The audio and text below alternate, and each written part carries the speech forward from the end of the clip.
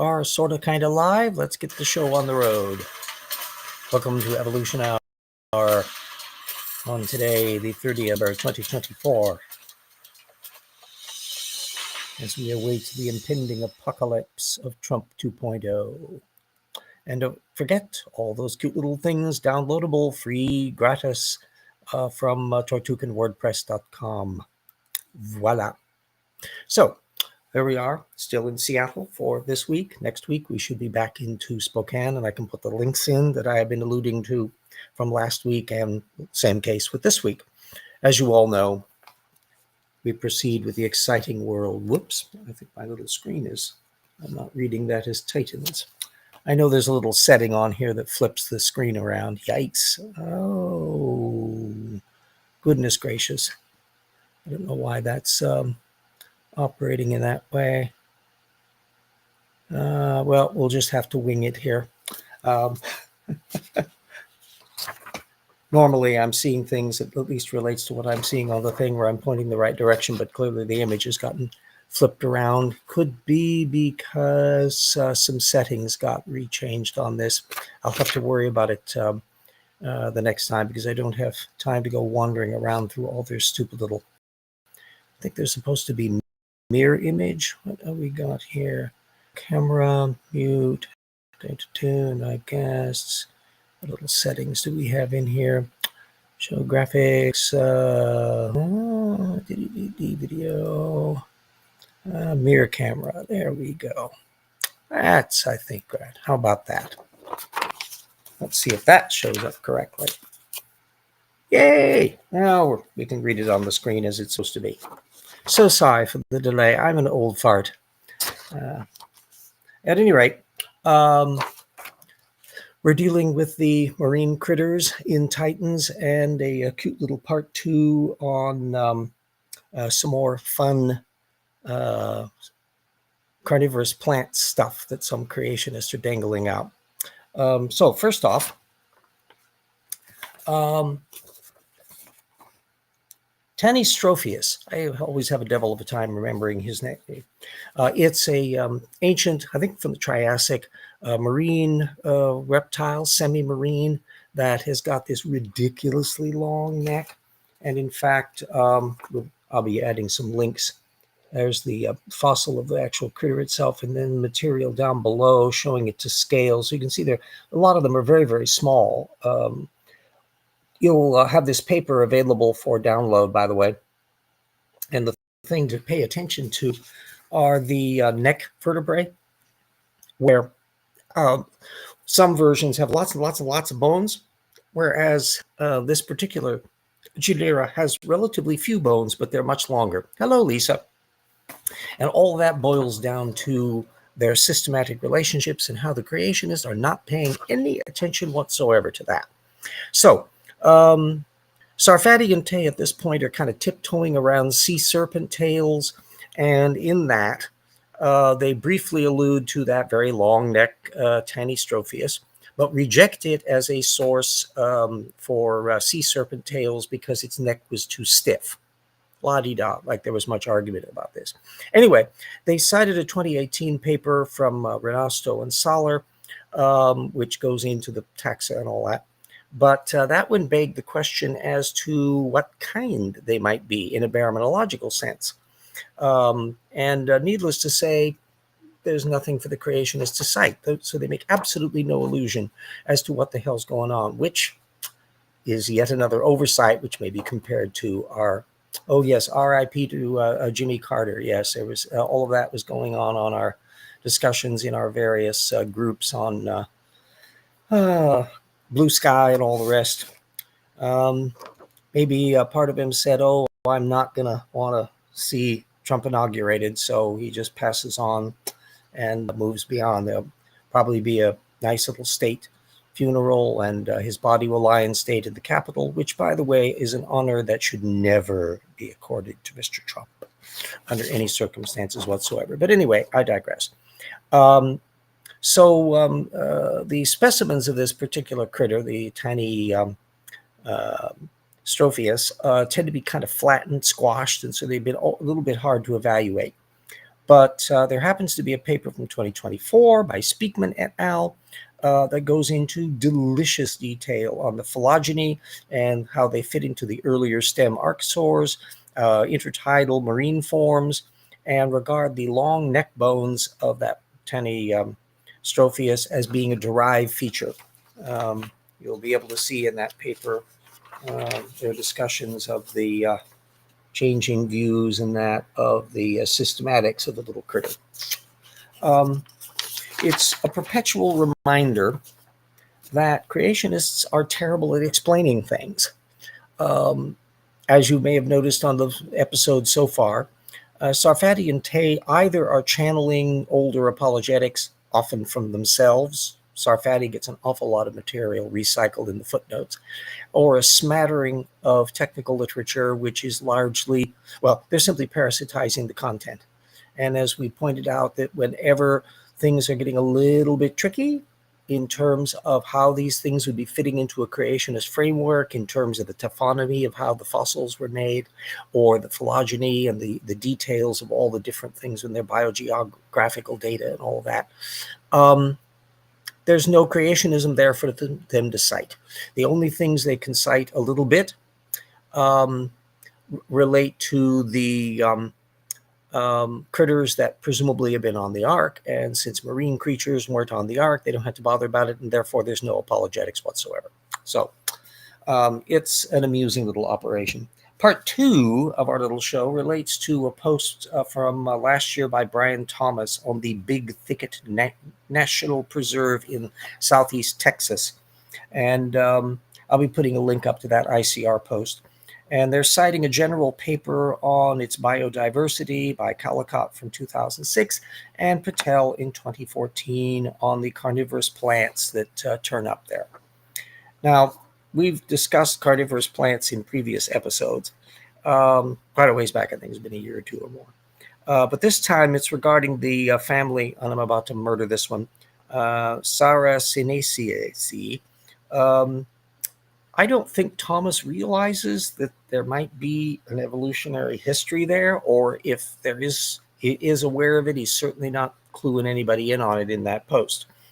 But the irony is that Patel paper, which you'll be able to see full text along with the Callicott, happened to allude to that, and specifically on the family relationships and its phylogeny and biogeographical study by Ellison in 2012. And I will be putting the link up for that. So you'll be able to follow all the daisy chain. Anyway, it is suggesting that their deep roots lie in South America, about 44 to 53 million years ago, with the specific North American family originating much more recently, about 4 million years ago. Now, remember, this is the Americas. So we've got plants supposedly blasted to smithereens in the flood, and yet we're finding the relationships of these things that we're finding in the fossil record correlating with an indigenous development in the Americas and spread over a great deal of time. How can the creationist ever, hello, Barbara, Trump needs to be tried in The Hague? Well, oh, yes, that's going to be an interesting little thing. What's going to be kind of amusing with Trump is whether or not any of these states, nations that have laws against convicted felons visiting, whether they would apply that to Trump. And they would, or would they have to pointedly make a special dispensation to say, well, in this case, President Trump, who happens to be a convicted felon, will let you in anyway? Or to what extent will he just not be invited to things? It'll be interesting, for example, to find out. I'm assuming that Trump will want to grandstand during the 2026 Winter Olympics, which will be in Italy, and whether or not he will be invited or whether or not he can go, because remember, that's way down the line after what I suspect is going to be a very tumultuous and crashing economy by that time, plus the midterms that will be popping up later on, because the Olympics will be in early 2026. So anyway, it's going to be a fun and games operation to see what's going on in there. If Trump and his little minions decide to try to circumvent the Constitution and do emergency powers and all that kind of stuff, there's going to be legal squabbles all the way up and down on that. but we're going to have economic impact from the various dumb policies that are being put in, to the extent, of course, that we'll also want to measure whether or not there's still a Senate left, whether the Republicans have any spine left at all, because normally senators of all stripes don't like to have their prerogatives stomped on. And the idea that they should just be acting as a rubber stamp for the emperor on these idiotic nominees that he's been putting forward for Herschel Walker as ambassador. I mean, this is just ludicrous.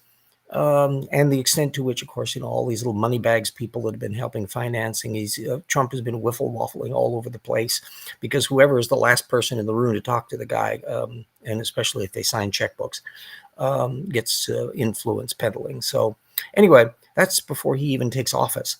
And we'll see how things go along, because there's going to be a lot of interactions here that are independent even from the Supreme Court blank check about presidential powers in his official capacity as president. Yeah, I don't think that can still cover matters of graft and the like, which could theoretically be impeachable offenses. Well, maybe Trump will score another couple of impeachments before he's down on the road, and this time maybe even from his own party. We'll see what happens when we get farther into the mire of how things are running on in the next few years. Anyway, it's going to be an interesting thing. I'm running projections in my head in the future. Anyway,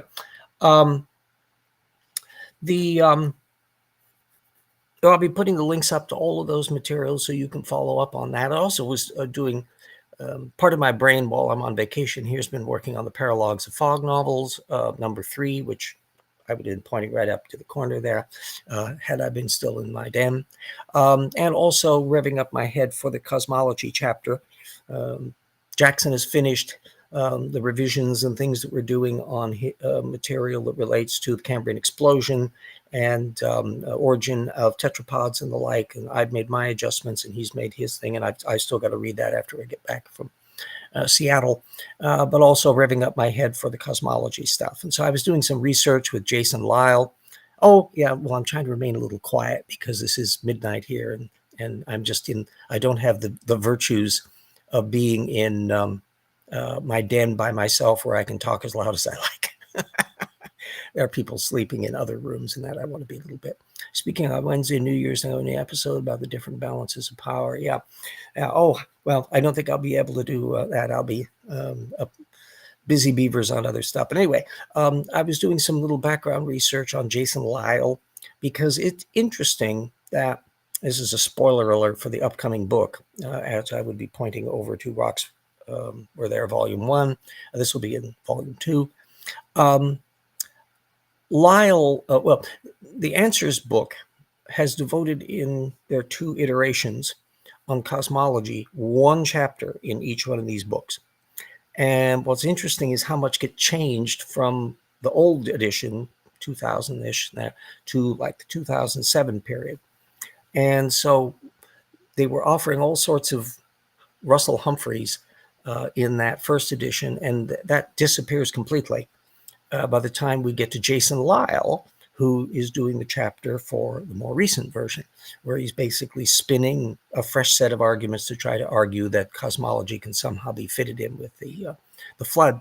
And that is a reminder of how that creationist cosmology stuff is a constantly yeah, maybe I do have a little bit of a croup.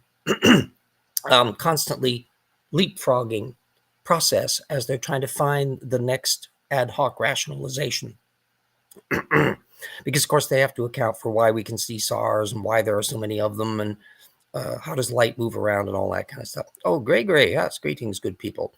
Anything and everybody. And so one of the things that popped up as well on this was a reference in one of the creationist websites to how Lyle has had actual publications. He's an astrophysicist, has an actual degree in it, and that he had done some technical literature. Well, I decided to go check out, and it turns out it's not a ginormous number of papers. He's doing done some research. His thesis was related to convection currents and things that are going on inside the sun, and that research, he's done some collaborative work, by the way, a long time ago, 15, 20 years ago, And then it's basically just kind of hit it as a thud since, because the process of these looking into these dynamics of why the sun's surface has these little lumpy parts and all that sort of stuff. He's fiddled with a little bit of it from the sideline, but apparently none of this work is sufficiently groundbreaking that anybody outside the creationist world is paying any attention to it. Turned out that there was a brand new paper that was offering in Nature Astronomy about the subject, and none of Lyell's work is being even the collaborative stuff is showing up on the field on it. So it's a little bit of a measurement of how that structure is going. The cosmology chapter is one I want to be very, very careful with, because I am not an astrophysicist. So I'm trying to make sure that all the little fiddly bit sidebar details and stuff are in the case. And so I've been keeping close tabs on incoming technical literature in science and nature and others. And there's been a lot of stuff, particularly in relation to the James Webb Telescope, where there's a small but percolating attempt to hijack the latest JWST material as supposedly undermining the Big Bang and that. No, not really. We'll be discussing all of that in the new book. So it's going to be no, I guess with the, it's going to be, I think, an interesting little chapter, because there's so much new material, and they're constantly cutting edge in working out the dynamics of these things. And the creationists aren't players in this area. They're little people poking from the sidelines. Most of Lyell's recent material in the last decade has just been stuff that he does in the creationist venue. He's not doing technical literature that he's publishing in Journal of Astronomy or anything like that. So anyway, yes, the Danes need to come arrest Trump for threatening them. Yes. Yeah, well, both the Denmark and Panama have been rather snarkily indicating that they have no intention of being bought off or co-opted. But this also is an indication of how Trump's brain just keeps cycling around old tropes.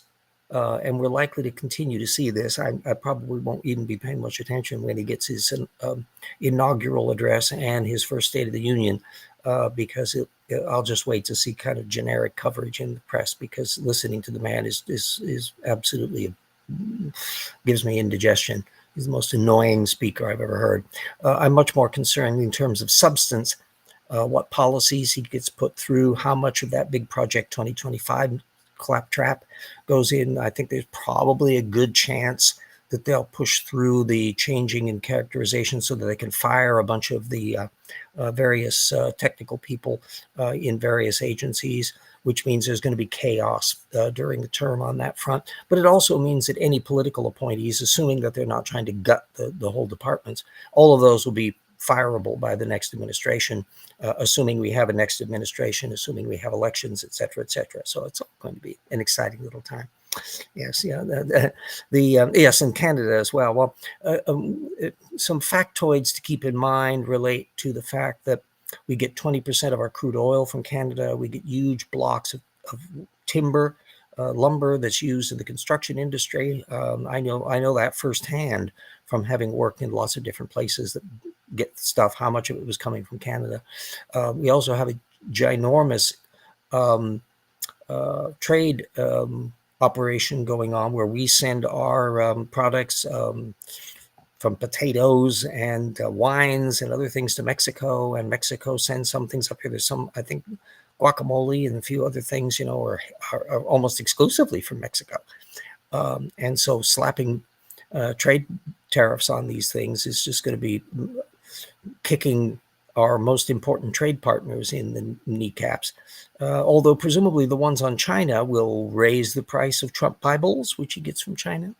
We'll see how all of that goes. And then, of course, the fact that Trump jumped off the onto the Bitcoin bandwagon, and people who are presumably not wanting to do any regulation of these things because they're basically creating like a shadow banking system. That's 1929 level dumb. And so I wouldn't be investing in Bitcoin. I would be staying clear of the stock market. There's going to be an awful lot of things that are going to be upset as an awful lot of shit. It's an awful lot of fans. Not immediately, but before the year is out, when we start doing harvests. And I mentioned, I think last week, about how the fact that a factory in Marjorie Taylor Greene's own district is heavily dependent on migrant labor and maybe facing closure if these things are actually done. So, I mean, it's just an absolute mess. Anyway, yes, unfortunately, the wrong ex-president passed away today. Yes, it's Trump, for all of his weirdness, tends to be remarkably resilient. And so I expect he may live as long as Hoover or Carter. But I want in the end for him to regret it. And this second term is going to be a big legacy builder. I think in the long term on foreign policy, it's going to permanently minimize our influence in the world, because so many things can be flip-flopped over administrations where nobody can trust us. Where before, our agreements held through thick and thin, regardless of what the administrations were. But Trump has helped undermine that. So far from making America great again, he's going to minimize us on the international field. We'll still be important innovators. We'll be doing lots of things even after the Trump years are over.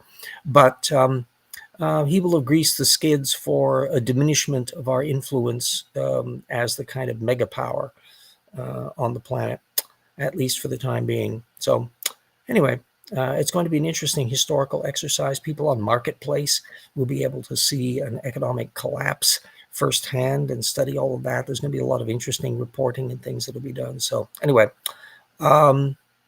it's going to be really fun and games. And by the way, if anybody has been joining the parade to move over to Blue Sky, do that. I'm on Blue Sky as well. And that's proving to be a much less tumultuous environment than Musk's Twitter mess that he's just playing around with. My prediction is that when all of this is said and done, Trump is going to ruin everybody around him. And that'll include all the little billionaires that have been sucking up to him. There are so many things that can change, just as the time from 1928 to 1932 and 1936 saw tumultuous modifications to the way we do things. So all of that we'll see about. Anyway, we'll have a thing next week with some more of our little pals, Casey Luskin's file, and then we'll be continuing on into the plesiosaurs and the like, and there's going to still be a little bit of stuff on mosasaurs, and then eventually we will get into the pterosaur bit. But what really impresses me about this whole chapter that Sarfati and Tay has done is how technically superficial it is. I mean, they were occasionally bumping into higher level material with the dinosaurs, but they're not really doing much at all in this generic chapter on these other little critters of the sea. It's just basically aimed at like a child audience where they can get science facts that they didn't come up with, but they're just parasitizing from the regular technical literature. So anyway, also, we definitely want to thank all of the people who are sticking with us in ye old patron front. Thank you, window. And remind everybody that I am well aware of the fact that in the coming tumultuous times, there may be some people who will not be able to hold on to supporting the project. All of that is in potential flux. But all of you who are with us at the moment, I continue to give you my heartfelt thanks, because couldn't do it without you, kids. Couldn't do it without you. Okie doke. And let's see what we got going in here. Check the reference. Yes, it will easily be as massive a reference field as the first volume. There's a certain holdover where we're alluding to some of the same core material. And for example, it still has the appendices, the main appendices, that therefore have the same reference field that's held over. But the vast majority of the material is new and post-2020 material as we slide into this upscale thing. It's I think there will be delightful surprises in every area of just how much is known and how much is available in the technical literature, and just how gobsmackingly dumb creationists can continue to be. You know, I mean, you saw example after example after example in the first book of people misrepresenting sources and trampling right over the content of the material they just cited. It's not getting any better in the second book. Yes, indeed. There's an awful lot of material going on in there. And because this one also will be including the big human evolution chapter. And so that's another area where the whole bit about the recent systematics and the much more complex understanding that we have of hominid origins and origin of our species. We've got the fragmentary material starting to come in now about the Denisovans, and then the still mysterious third group that's kind of knocking around in our genome that we don't yet have a paleontological material on.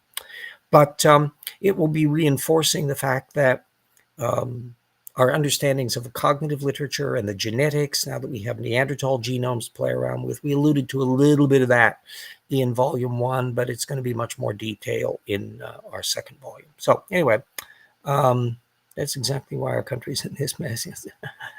Updated sources, didn't see that in the creationist book. Oh yeah, well, remember, we practice sound scholarship and the creationists don't. So, well, we're killed off about a half an hour here. Let me put up advert for Rocks Were There Volume 2. Come. Always takes me a bit to fit around through my little menus here.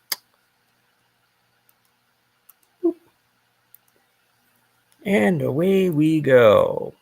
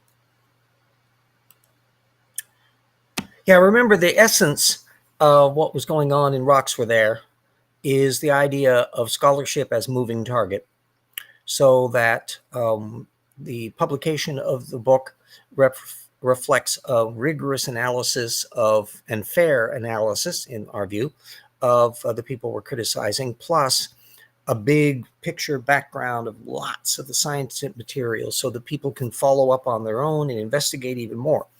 And being a moving target, so that anybody who thinks that we're resting on our laurels in Volume 2 will see that we are continuing to move on and forward and continuing to keep up with the technical literature and continuing to keep up with the structure of things.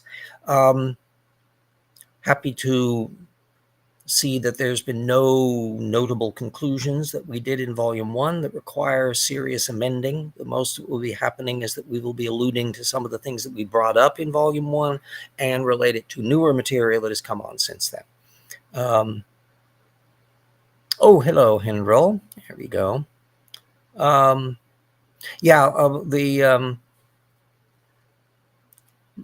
Will be the butt of a lot of jokes.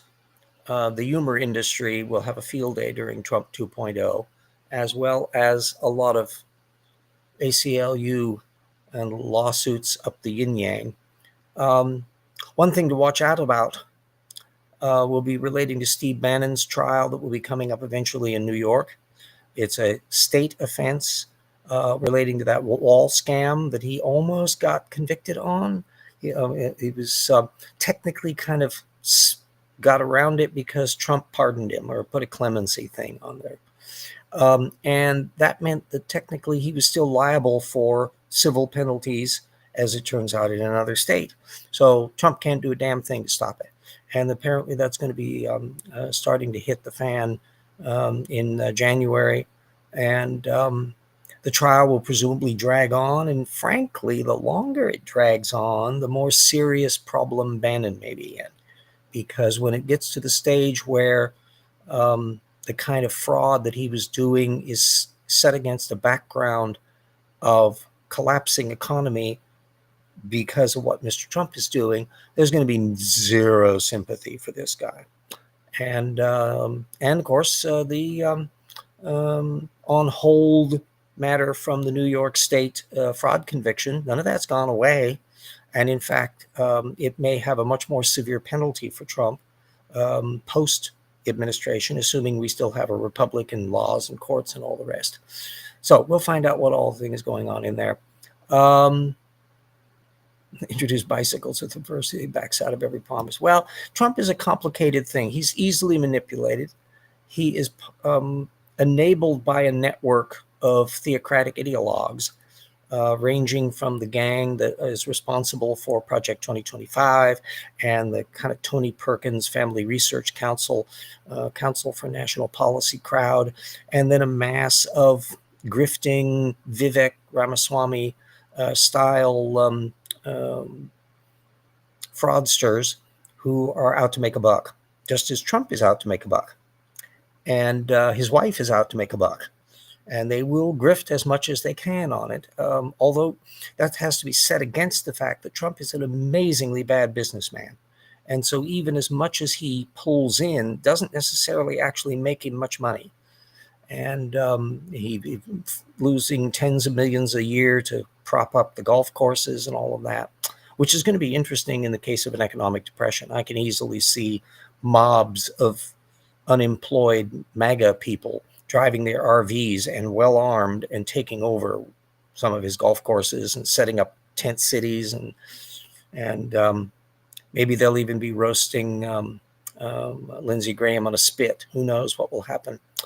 Things can get very exciting, just as who could have anticipated when Hoover was elected in 1928 how different things were going to be by 1930 and 1932 and beyond. So it's going to be very interesting to see what is happening in the next few years. And it will be interesting and dire for many and troublesome. Trump apparently was infuriated that they wouldn't get rid of the debt limit because he doesn't want to be seen generating deficits in the cementing of the permanent bits about the tax bill that he does. But those are deficit generators. That was the 2017 tax bill, and maintaining it is just going to accentuate that. And it's an indication of how far we are from a progressive reform period, that the Bush tax cut wasn't repealed years ago. They could never get it done during the Obama years, even when Democrats controlled the House.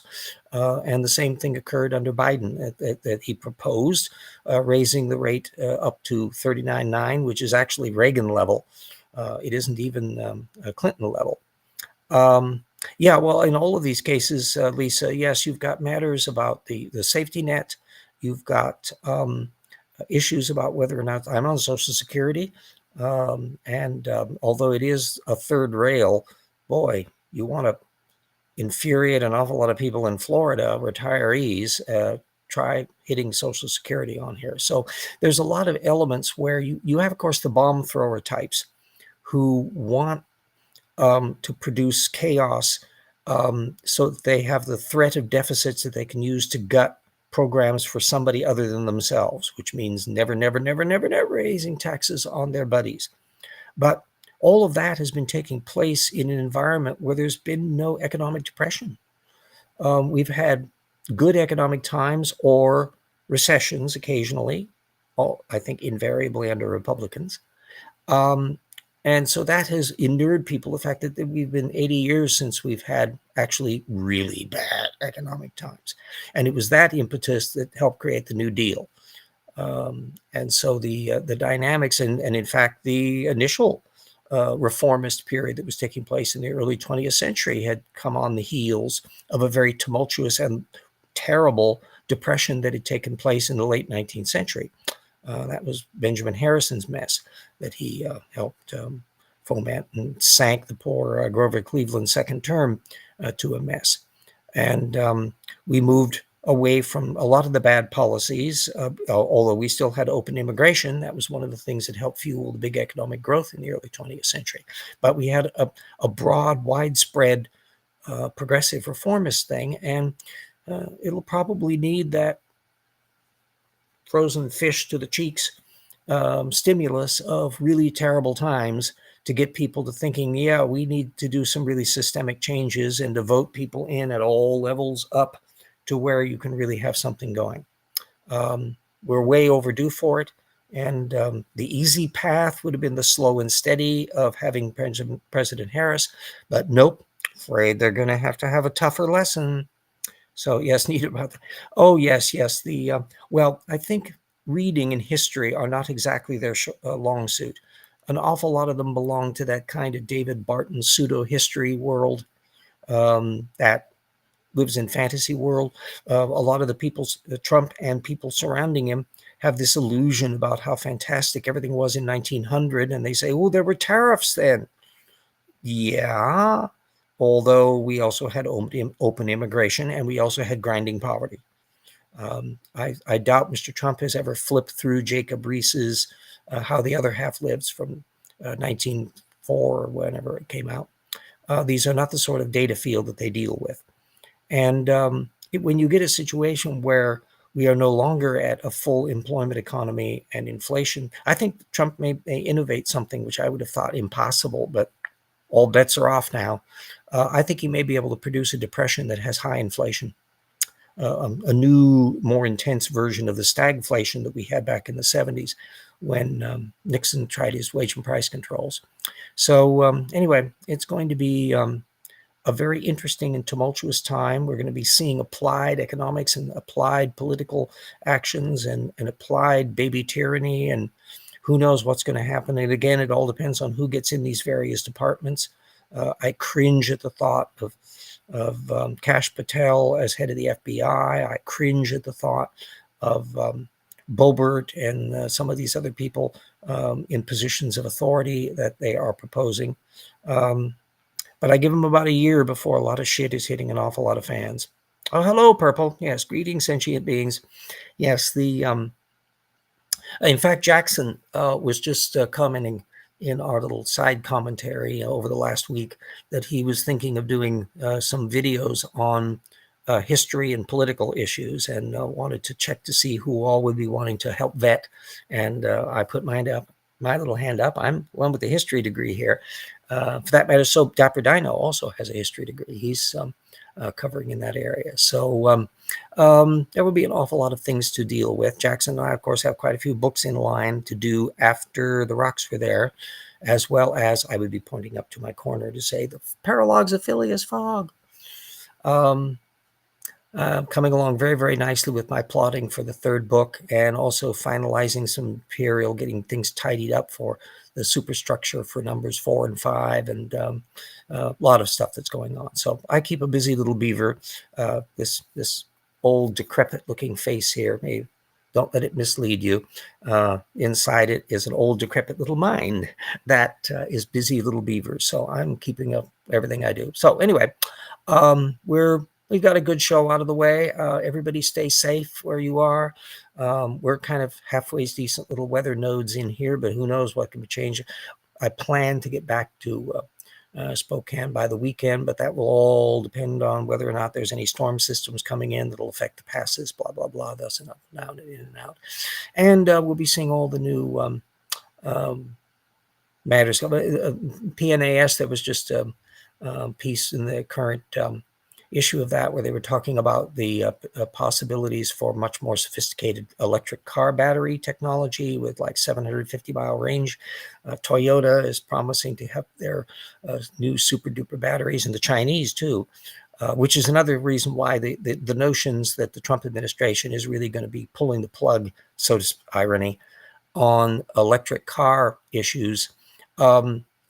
It would be a disastrous thing for the American car industry because it'll make us uncompetitive with the rest of the world, because the rest of the world is doing this, including the Chinese. They're going hell-bent for leather on their inexpensive electric car technology.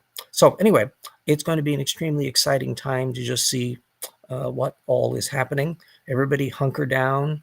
Don't take on any big expenses and the like, because you want to be as resilient in the case for economic downturns as possible.